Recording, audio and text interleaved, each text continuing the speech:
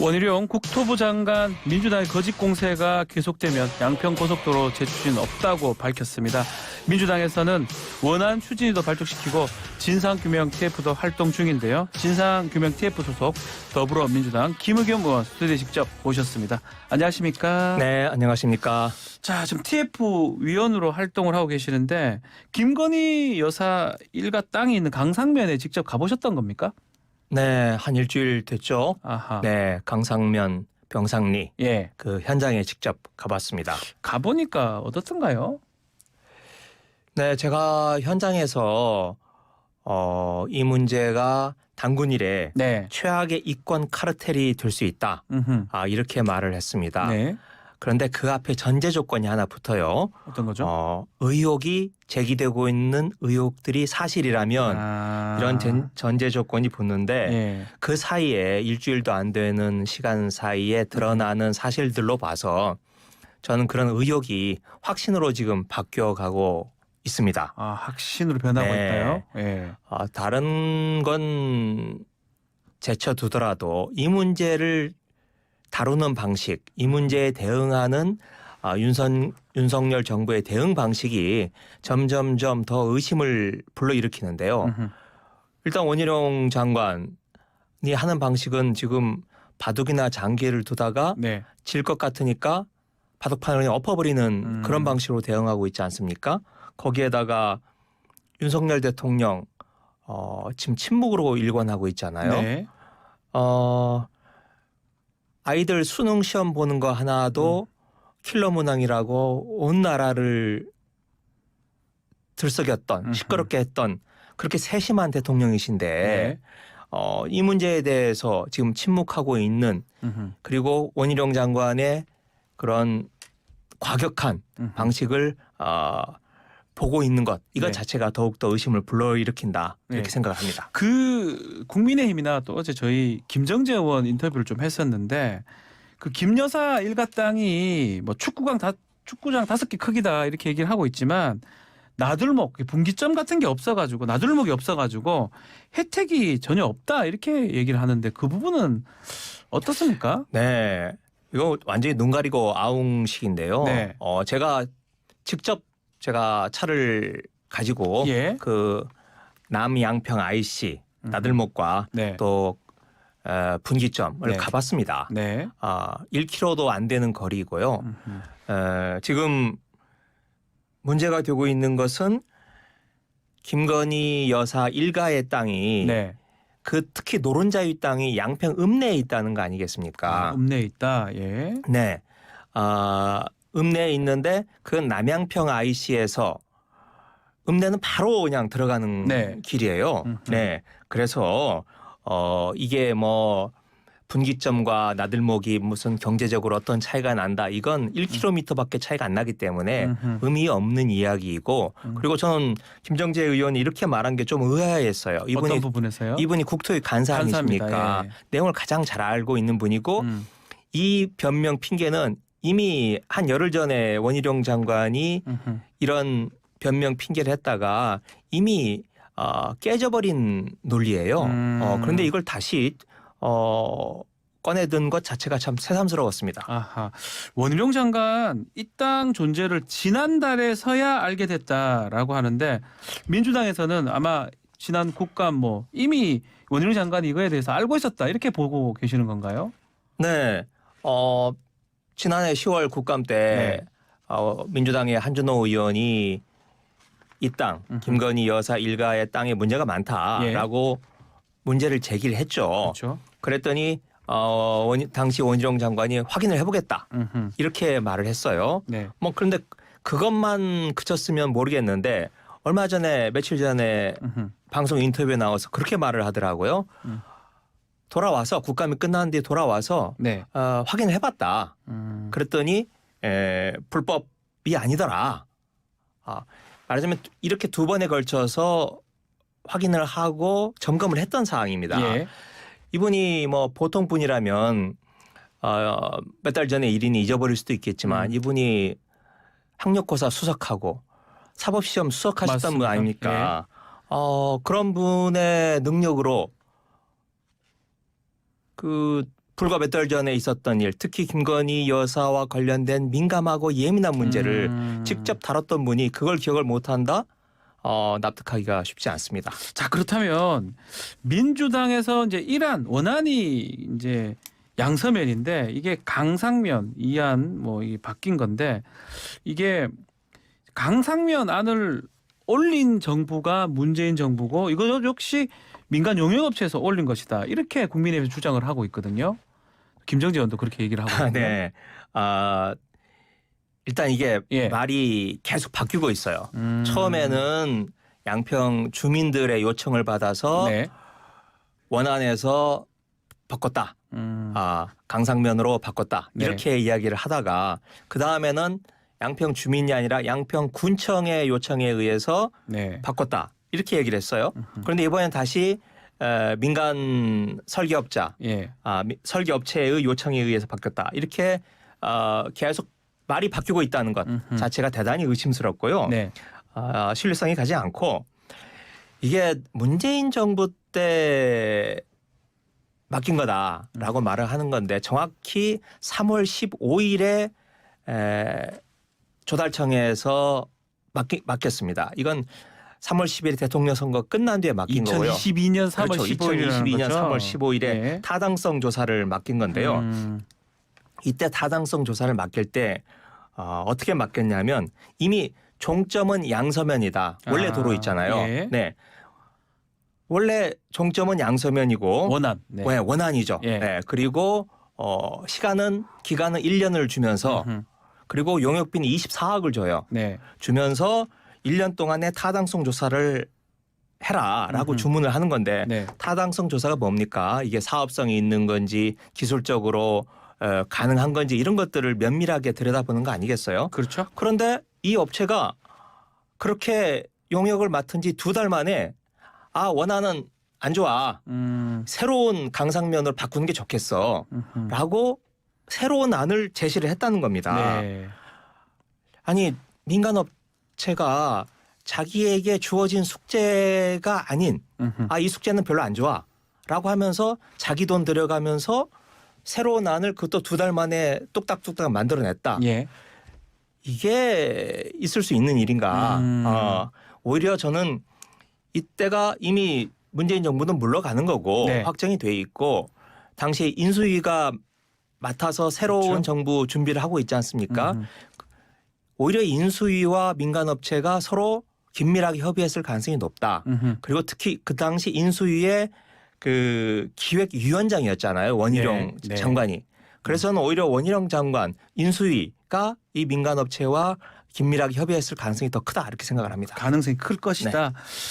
자, 그러면 노선 변경을 지금 누가 했느냐 이게 가장 중요한 건데 좀 전에도 말씀하셨지만 원희룡 장관은 양평군이나 주민이나 용역업체나 이쪽이라고 보는 거고 자, 뭐 보도에 따르면 국토부가 먼저 요청했다 이런 보도도 있거든요. 민주당은 어떻게 보고 있는 겁니까? 그러면? 네. 그래서 저는 오히려 네. 2022년 3월 대선이 끝나고 5월 넘어가기 전까지 네. 예. 고무렵에 이 사이에 인수위에서 인수위에서 그 민간업체로 하여금 새로운 이 안을 대안으로 만들어내라. 강상면으로 만들어내라. 강상면으로 종점을 바꾸는 안을 만들어내라라고 주문을 했을 거다. 추측인 것이죠. 그렇게 추측을 합니다. 자, 네. 근데 이제 국토부는 엊그제 강상면으로 종점 바뀌면서 공사비도 덜 들고 교통량 분산도 효과가 있다 이렇게 설명을 하고 있는데요. 그 설명은 어떻습니까? 그냥 아무런 데이터 없이 그렇게 네. 결과만 그렇게 주장을 하는 겁니다. 지금 140억밖에 더 안 든다. 네. 원래 도로에서 바뀐 도로로 해도 140억밖에 안 든다라고 하는데 그 따져봤어요. 그랬더니 원래 원안보다 그 강상면으로 바꿀 경우에는 네. 다리는 8개를 더 만들어야 되고요. 다리요. 터널은 16개를 더 만들어야 됩니다. 아하. 그런데 140억밖에 더 안 든다는 거예요. 길이는 또 2, 3km 더 늘어나죠. 예. 저는 이 계산법 자체가 믿기가 힘들고요. 예. 그리고 교통량도 이야기를 하는데 이 안이 양서면 원래 도로로 이어지는 그 노선이 어제 오늘 나온 게 아니고 지난 15년 동안 줄기차게 그 안 가지고 논의를 해왔던 겁니다. 네. 그런데 그렇게 좋은 강상면으로 이어지는 게 그렇게 좋은 안이었다면 진작에 이야기가 나오지. 왜 갑자기 정권 바뀌고 국토부 장관 바뀌고 이게 이렇게 하늘에서 뚝 떨어지듯이 이렇게 왔느냐. 이건 납득하기 어렵다 이렇게 생각합니다. 자, 민주당은 그러면 원안대로 추진해야 된다. 이 양서면이죠. 그 네. 일안대로 추진해야 된다. 그런 입장인 건가요? 그러면? 저는 지금 예. 1안이냐 2안이냐 이걸 가지고 논의하는 것 자체는 나중에 해도 된다고 생각을 합니다. 지금 이 문제의 본질은 권력형 비리냐 아니냐. 아하. 네. 윤석열 김건희 부부가 정권을 잡자마자 바로 고속도로의 종점을 바꾸는 고속도로를 휘게 만드는 네. 그러한 의혹이 있으니 이걸 먼저 규명을 한 뒤에 그 다음에 어느 쪽으로 갈 건지는 그 뒤에 해도 된다라고 그 이후에. 생각합니다. 네. 자, 국민의 입장에서는 지금 원안으로 간다면 김부겸 전 총리라든지 또 정동균 민주당 출신의 양평 군수 이런 사람들의 지금 땅이 있는 거 아니냐. 그래서 내로남불이다 이렇게 얘기하는데 그 부분은 어떻게 봐야 됩니까? 좀 전에 말씀드렸듯이 이 사안의 본질은 권력형 비리냐 아니냐입니다. 김부겸 전 총리나 정동균 전 군수나 네. 그 근처에 땅이 있어서 땅값이 올랐을 수는 있어요. 하지만 고속도로를 휘게 할 만한 힘이 전혀 없습니다. 고속도로가 바뀔 당시에는 그냥 야인이었어요. 네. 네. 이런 분들에게 지금 책임을 씌우는 것은 네. 그야말로 본질을 흐리게 하고 물타기 하려고 하는 네. 전형적인 방법이다 이렇게 생각합니다. 이 건 관련해서 경찰이 이 특혜 의혹을 주장했던 이해찬 전 대표 수사에 착수했다고 지금 하는데 이게 명예훼손건으로 지금 수사를 하는 것 같습니다. 어떻게 보십니까? 그러니까 아예 그냥 입을 막아보려고 하는 거죠. 네. 더 이상 뭐 박성중 의원도 언론까지 네. 물고 늘어지던데 제 생각에는 이게 최순실 트라우마가 있다라고 생각을 합니다.